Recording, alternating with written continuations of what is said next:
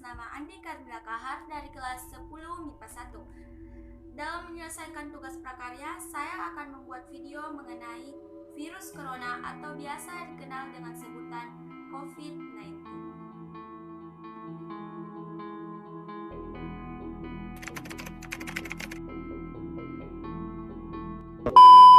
Virus yang dapat menginfeksi saluran pernafasan, yang dimana virus ini dapat menyerang siapa saja, mulai dari balita, anak-anak, remaja, dewasa, lansia, ibu hamil, bahkan ibu menyusui.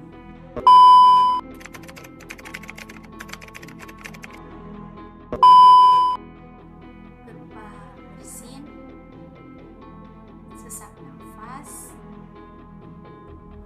batuk-batuk, dan juga demam tinggi.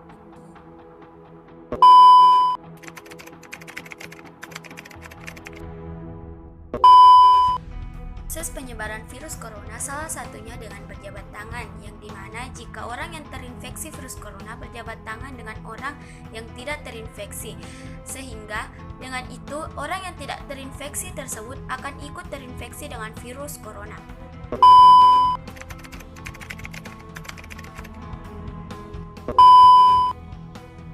Mungkin dengan mencuci tangan, menggunakan sabun atau alkohol setelah melakukan aktivitas, dan juga menggunakan masker jika hendak keluar rumah. Akan tetapi jika memang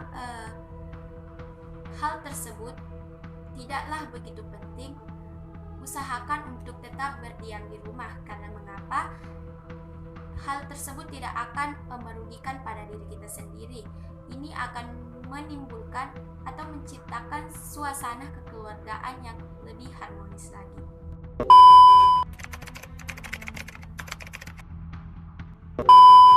ODP atau singkatan dari orang dalam pemantauan merupakan orang yang tidak memiliki gejala sakit namun memiliki riwayat telah berkontak langsung dengan positif COVID-19. Kemudian PDP atau pasien dalam pengawasan, yakni orang yang telah memiliki gejala sakit seperti bersin, sesak nafas, batuk, dan demam di atas 38 derajat Celcius. Kemudian positif COVID-19, yakni orang yang telah terinfeksi COVID-19 tersebut dan telah dibuktikan dengan hasil tes yang akurat.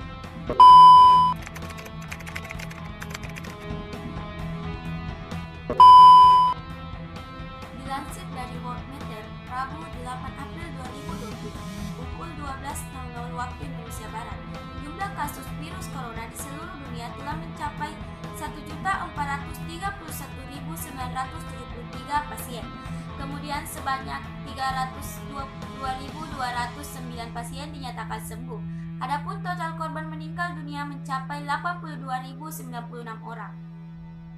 Adapun yang masuk dalam 3 besar kasus terbesar COVID-19 di dunia, yakni yang pertama Amerika Serikat dengan jumlah 400.540 pasien positif corona, sebanyak 12.854 pasien sembuh dan 21.711 orang meninggal. Yang kedua Spanyol dengan jumlah 141.942 kasus positif, 14.045 orang meninggal dan 43.208 orang sembuh. Kemudian yang ketiga yakni Italia dengan jumlah 135.586 kasus positif, 17.127 orang meninggal dan 24.392 orang sembuh.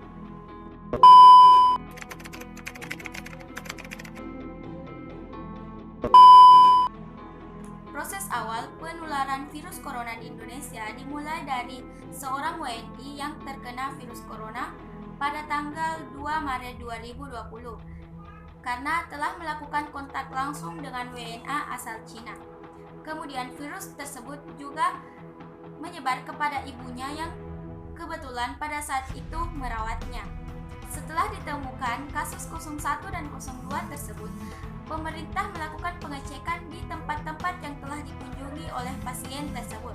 Dari pengecekan tersebutlah ditemukan kasus 03, 04, dan 05.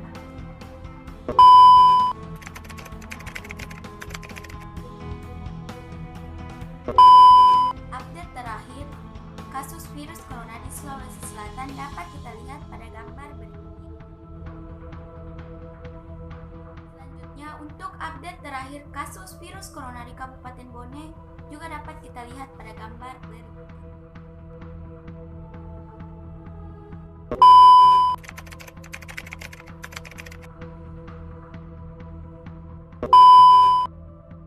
Dengan menyiapkan tempat cuci tangan di depan rumah agar setelah bepergian kita dapat mencuci tangan sebelum masuk ke dalam rumah, dan juga dengan menyiapkan masker ketika hendak keluar.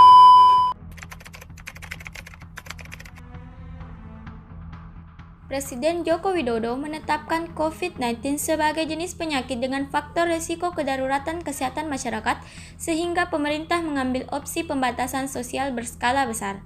Pemerintah menambah anggaran sebesar 405,1 triliun untuk bidang kesehatan, jaringan pengaman sosial, insentif perpajakan, serta pembiayaan program pemulihan ekonomi nasional. Khusus untuk jaringan pengaman sosial diberikan kepada masyarakat lapisan bawah, diantaranya menggratiskan tarif listrik selama 3 bulan. Juga kartu sembako yang dulunya jumlah penerima sebesar 15,2 juta orang sekarang menjadi 20 juta orang.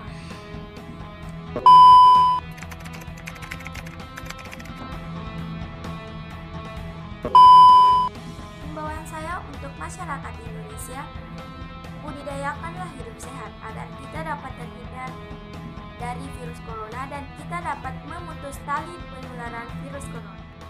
Thank you guys. Don't forget to like, comment, and share. Bye-bye.